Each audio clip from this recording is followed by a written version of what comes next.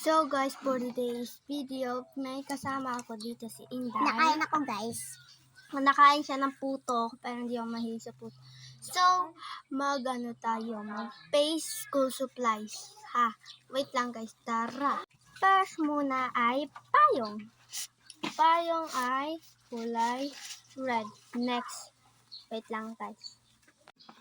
Second is tumbler. Buksan natin ha guys. Ito, purple. And next, wait lang guys ha. Kukunin ko pa. Third one is bag. Mahilig ako sa pink.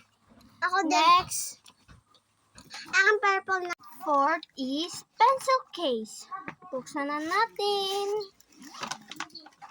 So Ano guys, naman ang yan? cute ng laman, mga ballpen. Grade po na kasi. So, intay muna guys. Fifth is notebook. Next, sixth is color. Color pencil, 18 pieces to. Sa Shopee to. Next, 7, papel.